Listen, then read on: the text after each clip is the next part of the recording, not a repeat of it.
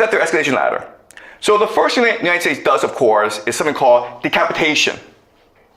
What is decapitation? Decapitation is like, I just kill your leaders, you don't have any more leaders, and therefore you don't know what to do, and therefore you surrender, okay? That's the first thing the US did. It didn't work. So now what the United States is doing is attacking military targets, air defense, and military bases, okay? That's the second step. And the idea is that you beat the crap out of the military so they surrender. But that didn't work either, okay?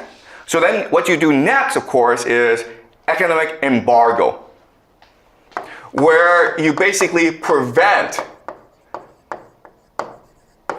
Iran from trading with the world, right? Prevent Iran from selling oil to China, basically, by blockading the seas. And the idea here is that if the government doesn't have any money to pay its soldiers will just not fight, okay? But that's not working either. So then what you do, of course, is you attack civilian infrastructure, okay? Which is primarily water and oil. So you may have seen the news that the Israelis attacked an oil depot in Tehran. And now if you look at a picture of Tehran, it's all black, okay? And this is a war crime, or this goes against international law because you're attacking civilians. But that's what you do when you feel as though you need to apply more pressure to win this war, okay? And so you can keep on escalating.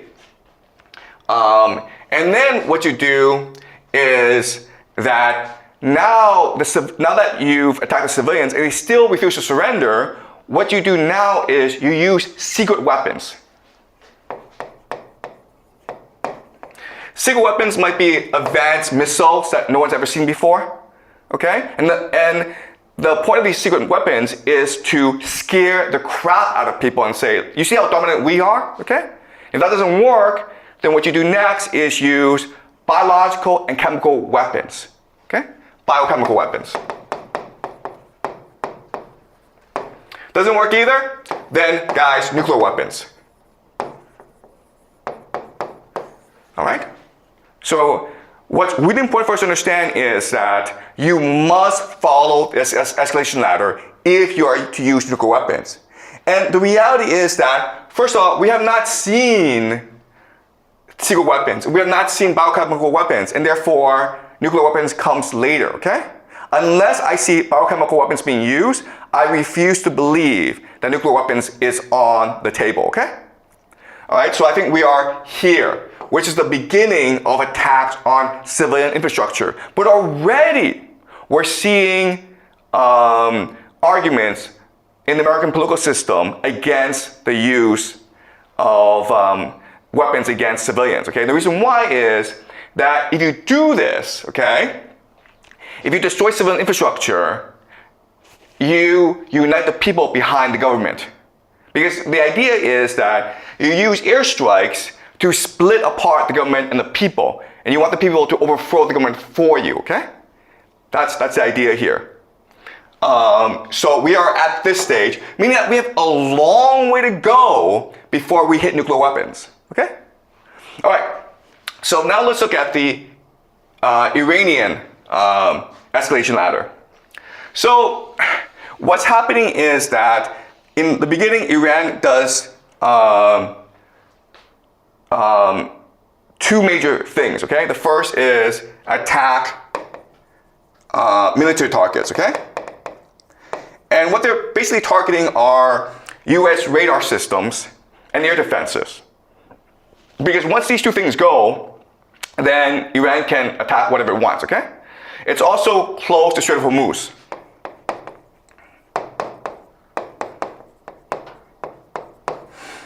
All right?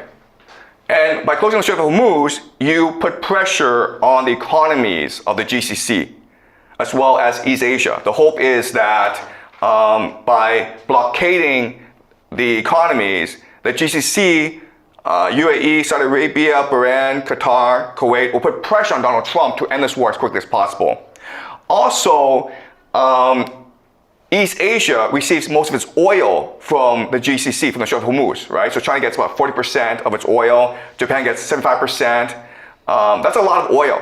So the hope is that these countries will put pressure on the United States to end this war as soon as possible, okay? So that is the Iranian strategy. But if they're forced to go up the escalation ladder, what will happen is this. If you attack their economy, they will attack your economy as well, okay? With missiles, basically targeting oil fields. If you attack their civilian infrastructure, they will attack your civilian infrastructure as well. And what is the main weakness in these GCC countries? Desalination plants, okay? Desalination plants.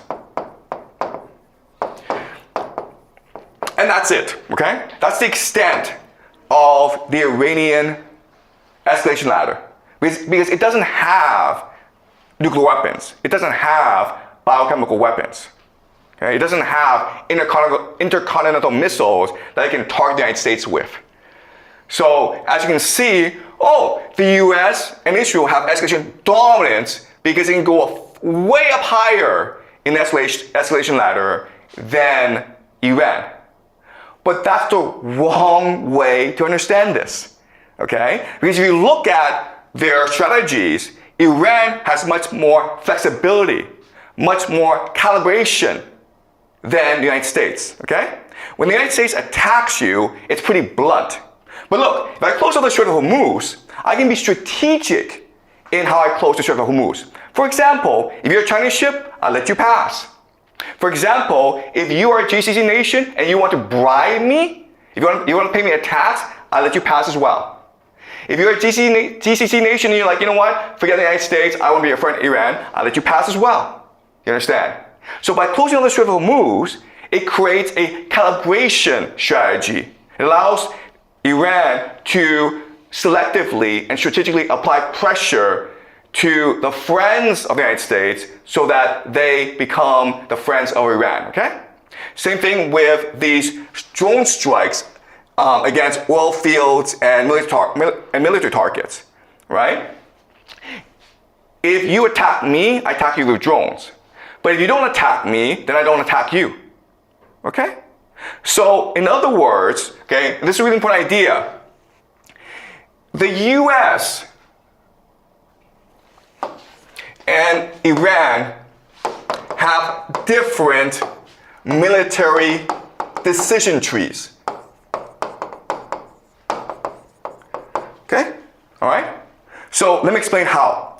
Because the United States and Israel, they're just attacking Iran. Okay? And they attack with air power, so that's very blunt. Right? Okay? So you go from one step to the next, to the next, to the next. Okay? This is the classic escalation ladder. Iran is not like this. Their decision tree is different, okay? Because their strategy is to force the United States to admit defeat and retreat from the GCC, okay? To close down the military bases in the Middle East so that Iran has control over the Strait of Hormuz and therefore it can control all world trade, all right? So that's the strategy. So this strategy means that you have different options, all right? Your options are attack Israel, military targets, civilian targets, Tel Aviv, okay? All right, so I don't want to spend too much time on this, but as you can see, if you think about it, Iran can be much more selective in its targeting than the United States and Israel. And therefore, the options that it has, it is much more diverse, which gives Iran escalation control over the situation. Okay? Do you guys understand this? All right. So let's look at why Iran has advantages over the escalation ladder. Okay? U.S., Iran. The first major difference is that Iran is active, whereas the US is passive. Okay? Another thing that says, go back to the bully example where the bully has to maintain credibility. He has to show that he's more powerful than the other kids, right? So if you provoke him, he has no choice in the matter but to hit you, okay? But you, the new kid, can choose whether or not to provoke him or not. You can choose the timing of when to provoke him. Therefore, you are active, okay? The second big difference is that Iran has a clear strategy. It knows what it wants to accomplish, and it knows how to accomplish what it wants. Remember, what Iran wants is control the Strait of Hormuz and the United States out of the Middle East. That's what it wants to do, and it's calibrating its attacks in a certain way to achieve this end goal. And it's working out very well for Iran, okay? The United States, on the other hand, doesn't know what it wants. It wants to destroy Iran. But what does that mean, okay? Destroy. It could mean regime change. It could mean economy collapses. It could mean the civilian population starves, okay? It can mean anything. But because there's so much ambiguity, so much confusion about what it means, it confuses military strategy, all right? And the last thing is, of course, is that Iran is flexible and the United States is inflexible. Okay? So by studying the escalation ladder, we discover that Iran has far more advantages than the United States. Okay? All right. So what does this mean? All right. It means that Iran will probably win this war ultimately. But there has to be major changes to its society in order to win this war.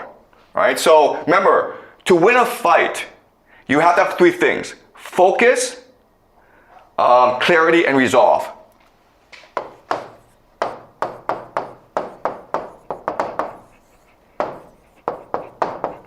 All right? You have to know what your purpose is. You have to know how to achieve it, and you have to be determined to achieve it, okay? So what does this mean for the Middle East? What does it mean for Iran? Well, first thing is focus means unity, meaning that you have to unite your population, which means basically crushing all dissent. We can't argue anymore. We have to unify for a purpose, okay? The second thing, clarity, is to censor people. Censorship. And we're already seeing that in Israel, where you're not allowed to film military strikes. Okay? If a drone comes and attacks Tel Aviv in Israel, you cannot film that and put on social media. Okay? The government will come and arrest you. Same thing in Dubai. You cannot show Dubai being attacked. Okay? So massive censorship going on. And resolve just means militarization, where the Middle East moves towards total war. Total war just means that every citizen now is recruited into the war effort. It just means that the entire economy is geared towards war. Okay? And one last point I'll make is this. What we need to understand about the escalation ladder is that as it moves up, we have to remember that this war is being fought multidimensionally. Okay? What does that mean? It means that the military is just one dimension, but there are four major dimensions. There are others, but let's focus on four major dimensions, okay? The first major dimension is narrative. Narrative is just basically world opinion. Second is political. Political just means the relationship of nations to each other. The relationship of the government to the people, okay? Political. The third dimension is economic. And the fourth is military. And what's really important to understand is that the military dimension is probably the least important. There are other dimensions that are much more important. Therefore, these four factors determine how the United States and Iran move up the escalation ladder. Okay? Because your purpose is to control the narrative and justify why you're doing what you're doing. Political means you still have to maintain good relations with other states, right? So as the United States is fighting this war against Iran, The United States is still talking to China. The United States is still talking to Russia, okay? So that discussion, that political discussion, determines the contours of this fight. Economic means that as this fight is still happening, nations are still trading with each other. And that factors into how the military is fought. Okay? Does that make sense? So I know this is very complicated, but you need to understand how complicated war is. It's not as simple as saying, you know what, let's nuke that guy. It doesn't work that way. Okay? There are a lot of constraints. There's a lot of factors, a lot of stakeholders involved to constrain the use of nukes. Okay? All right. So let's now discuss ground troops. All right. The first question we look at is, will ground troops be used? And the answer, unfortunately, is yes, they have to be used. And it has to do with how the military works, okay? Of how wars are fought. Basically, when you fight a war, you have to have a correct cost pyramid, okay? And the most simple cost pyramid, okay, is this. Infantry, soldiers, okay? All right? They're at the bottom. Why? Because they're the cheapest. What's above them? Armor. Okay? Artillery, tanks. They're more expensive to produce. You need more resources. You need more time. Then you have naval, right? Then you have air. Okay, does that make sense? This is the cost pyramid. And cost pyramid is this question of like, how much energy, how much time, how much resources do you need to produce a certain product, okay? It costs you very little to produce a soldier, but it costs you a lot to produce an airplane. And this is important because wars are usually wars of attrition, meaning that you have to put all your resources into winning the war, okay? So this is just production capacity. And this is the most standard model that you have of a cost pyramid for a military war. Okay, does it make sense, guys? The problem is that the United States have an inverse pyramid. Okay? Meaning that air is what's dominant, then naval, then armor, then soldiers. You can't fight a war like this. I mean, the moment you choose to fight a war like this, you've lost the war. Because you either take out the country in like 2 days, or you scoot over. Because you cannot replenish your forces. Now, I know this is hard to understand, but 1991, the Persian Gulf War, 2003, the Iraq War, these are not real wars, okay? Because the Americans were so dominant, and Iraq was so weak, that it was basically a video game. All right? It was just these pilots flying around, just bombing everything, okay? It's like guys in tanks just running over the Iraqi army. Those were just video games. But this Iran thing is a real war. And therefore, you cannot fight a war like this. If you want to win this war, the only thing you can do is return to a realistic cost pyramid. You don't have a choice in the matter, right? Because again, your cheapest product are soldiers, right? And your most expensive are airplanes. You cannot afford to lose an airplane in order to save a life of a soldier. Eventually, this cost-benefit analysis will blow up on you, okay? Does that make sense, guys? All right, so if the United States wants to win this war, then it has no choice but to use ground troops, to use soldiers as the main force of its military. Any questions so far? All right. Okay. Now the question then is, will the United States use ground troops? I already said that if the United States is to win this war, it has no choice but to use ground troops. But will the United States use ground troops? And a lot is determined by the game theory strategies of the different players, okay? So let's look at